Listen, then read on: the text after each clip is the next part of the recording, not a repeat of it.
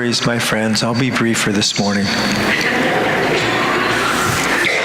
That was my brother that read this morning.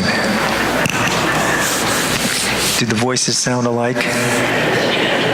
We had a family gathering yesterday, yeah, so that's Mike. He's 3 years older than me. Yeah.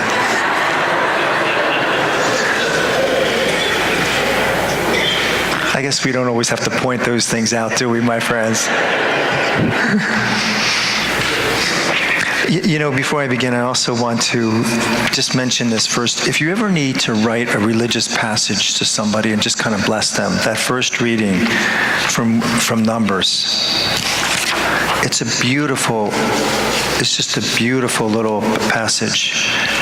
It's Numbers 6. May the Lord bless you and keep you. May the Lord let his face shine upon you and be gracious to you.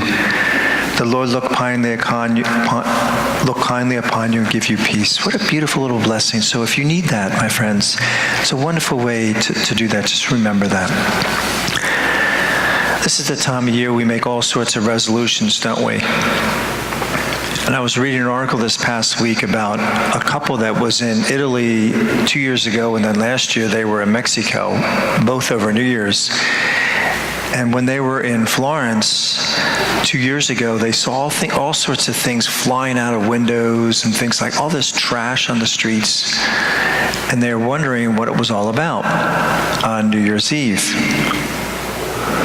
And then the next year, they were in Mexico, and in one of those, the courtyards, the big marketplaces in the middle of town there, they were selling all sorts of things. And then at one of the building walls, they were selling, the biggest stand what they were selling were like clay pots and all sorts of real inexpensive, cheap pottery.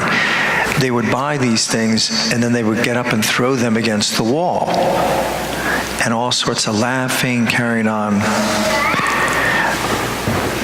And they would yell in Spanish, "Throw them out," as they would smash against the wall. What were they talking about?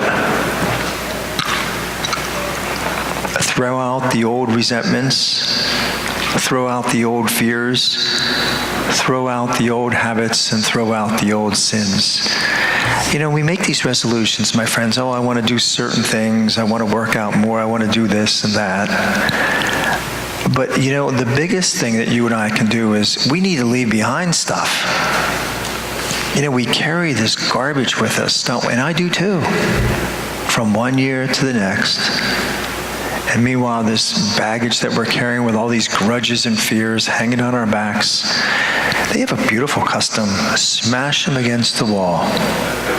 Leave them behind. What a beautiful thing. And the other resolution that we should make is, you know, and keep, is that, you know, we'll be a better witness this year in our faith.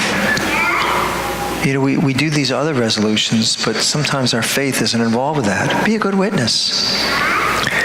During World War II, there were 500 GIs attending an Italian opera house. And in the middle of the opera, the lights went out. There was an air raid. And it became completely dark. And one of the American GIs stood up with his flashlight and shined it on the stage.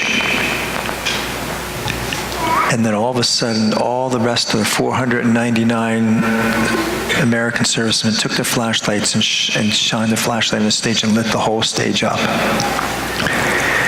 The conductor turned around and bowed to the American GI soldiers, and then the opera continued. But I thought, you know, that's what we need to do. The world can be very dark today, isn't it?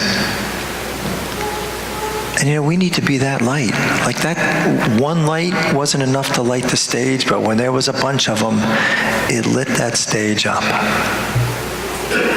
And if all of us make a resolution, my friends, to live out our faith in a more profound way, what a difference we can make in our families, in our workplace, and in our communities. God bless you.